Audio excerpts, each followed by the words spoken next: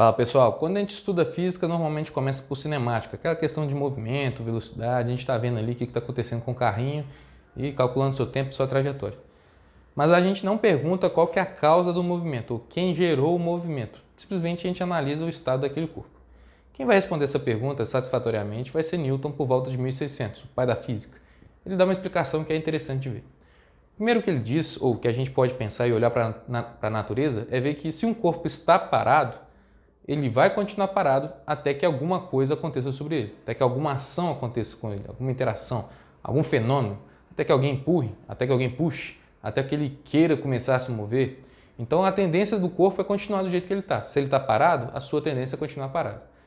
E se um corpo está vindo ali em movimento, está correndo, está andando, ou está alguma coisa do tipo, a tendência dele é sempre correr, sempre andar, até que ele queira parar, até que ele freie, até que ele esbarre em alguma coisa, bata em alguma coisa, ou seja, até que uma ação também aconteça.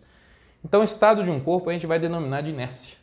Inércia é a tendência de continuar do jeito que está. Então se o corpo está parado, a inércia do corpo vai ficar parado. Se o corpo está em movimento, a inércia do corpo vai continuar em movimento. Essa inércia ela é quebrada, ela é rompida por alguma ação, por alguma interação.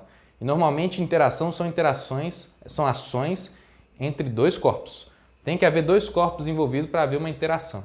Essa interação entre dois corpos que é o suficiente para poder parar um objeto, ou pelo menos frear esse objeto, ou pelo menos reduzir sua velocidade, ou para pelo menos tentar começar a colocar o objeto em movimento, o corpo em movimento, ou pelo menos sentir alguma coisa.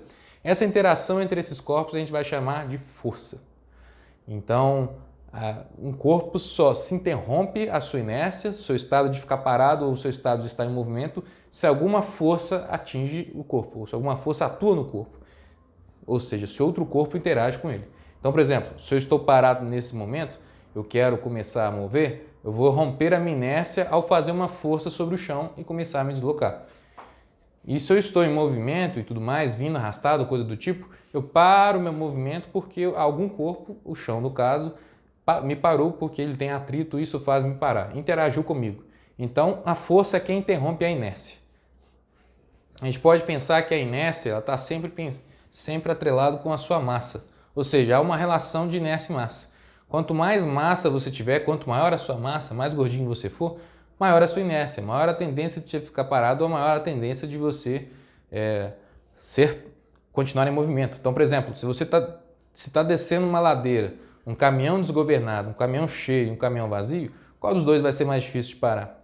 Vai ser o caminhão cheio, né? Porque ele tem maior massa, então a inércia dele é muito grande. Então, se você tem um objeto muito pesado, um objeto cheio de massa, né? Um objeto com muita massa, muito gordo, tá ali grandão, qual que é mais fácil de você colocar em movimento? Ou você tirar dele estar parado, né? Sair da inércia dele de parado. Um objeto leve ou um objeto pesado. Então a inércia está ligada com a massa também. Tanto que fisicamente a gente fala que a massa, que é essa quantidade de matéria que você tem, essa quantidade de átomos ali presente em você, é uma medida da sua inércia. Quanto maior a sua massa, maior a sua inércia, maior a sua tendência de continuar do jeito que está. Isso tudo resumido a gente chama de primeira lei de Newton, que é a inércia, que é a tendência do corpo de continuar do jeito que ele está, até que algo atue, uma interação, ou pode citar, por exemplo, quando você está dentro do ônibus. Quando você está dentro do ônibus, clássico exemplo, se o ônibus freia, você vai para frente. É porque alguém te jogou? Alguém te empurrou? Um vento bateu? O ônibus te jogou para frente? Não. É porque quando você está junto com o ônibus, você está na mesma velocidade que ele. Então todo mundo caminhando junto. Se o ônibus para primeiro, a primeira interação que houve foi entre o pneu, o chão e o pneu. Ou seja, aquela engrenagem ali. Então a primeira interação foi entre o corpo chão e o corpo pneu. O corpo chão ou o corpo ônibus. Nessa ação dele parar, você estava continuando em movimento, a sua inércia era continuar em movimento. Então, depois que você vai parar, depois de um toque de você ir para frente, né? Porque a sua tendência era continuar para frente, só que aí você esbarra em alguém, aí o chão do ônibus te faz parar, ou então você dá um tropezinho. Ou seja, você sente uma ação ali acontecendo para você parar, mas não para você ir para frente, porque você já estava sempre indo para frente junto com o ônibus. Só que o ônibus parou primeiro, você continuaria indo para frente, só que você só para porque alguém te parou. Já sofreu aquela freada que você foi parar lá na frente? E esse parar lá na frente é depois de uma queda, algo do tipo. Alguém te parou, porque a sua tendência era continuar movimentando. Mesma coisa no ônibus é se você está parado, junto com o ônibus. Por exemplo, parou no sinal. O ônibus vai dar a seta, né, vai sair, vai dar a primeira lá, ou seja, ele vai largar Primeiramente, quem sofre a ação é o ônibus com o chão também. O ônibus começa a girar e o pneu vai girar o chão. Então, quem sai do lugar primeiro é o chão.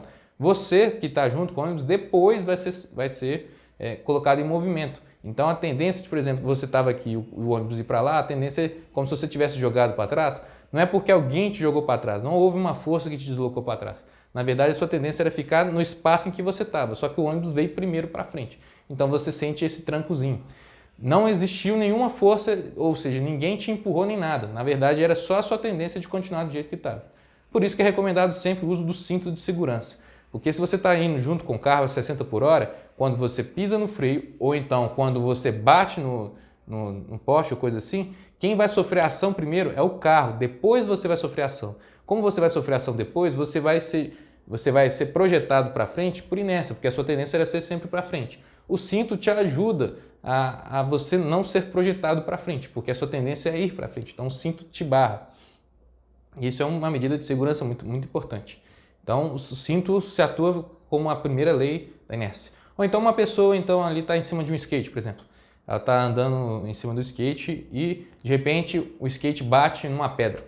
A pessoa é para frente, vai para frente. A gente fala que ela é jogada para frente, mas ela não é jogada para frente. A tendência dela era ir para frente. Então a força foi exercida entre a pedra e o skate. A pessoa só foi por inércia. Ou então a pessoa está em cima do skate, ela está vindo ali e ela dá de cara com uma placa. Ela bate na placa, ela recebe uma ação com a placa lá e o skate continua do jeito onde que ele estava, porque simplesmente a ação foi entre você e a placa. O skate nem sentiu nada, ele continuava a rodar do jeito que foi. Então isso tudo a gente chama de